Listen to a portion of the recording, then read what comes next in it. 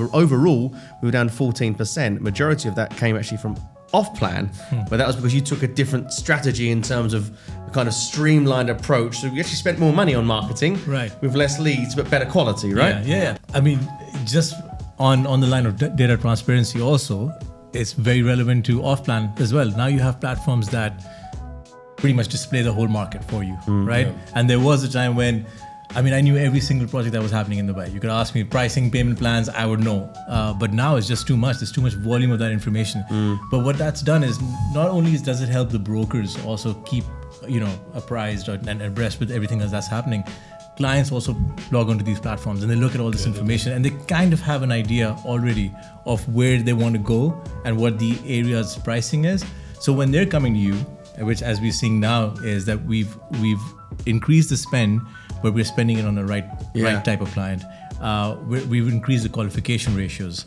So the leads have dropped, but the number of transactions and conversions that were happening, that's resulting to greater revenue and more number of deals that are closing is also better. And I think the whole ecosystem of the data transparency, as well as our strategy with trying to focus on the right clients, then delivers the results that we're seeing now. I think when it comes down to the data, it's interesting. So my take on that is buyers have been quicker to snap up opportunities in off-plan because they're seeing it at such a pace.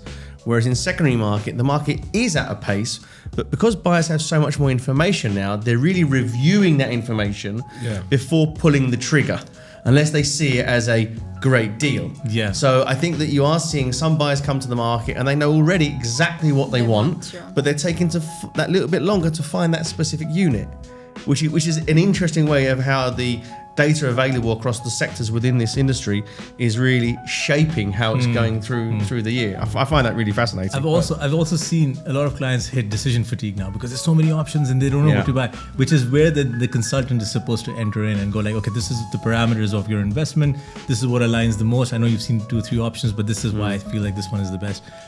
The dangers of that is too much data. You become paralyzed with what do I do with this and what's the right decision versus what's not.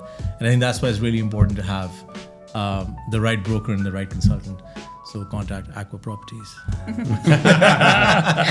but on that one point, whether it be off-plan or secondary, but I mean, 2024 versus 2025 first half, off-plan sales, despite a 14% reduction in leads, had an increase of over 115% in terms of revenue generated.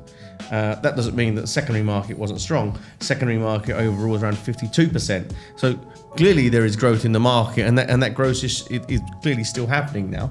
But I think, as I say, I think people are just taking that a little bit longer to pull the trigger when it comes to secondary versus what they have done so far in off-plan. Obviously, as we're at the start of the second half of the year, summer is a somewhat slower period than say Q1 and Q4, and it just takes a little bit of time to get the momentum going, especially for the larger transactions. But I do think that when it comes down to the macro with our peers in other companies, that everyone's kind of seeing the same kind of trend, that the demand of Dubai is still as strong as it has been for the last couple of years.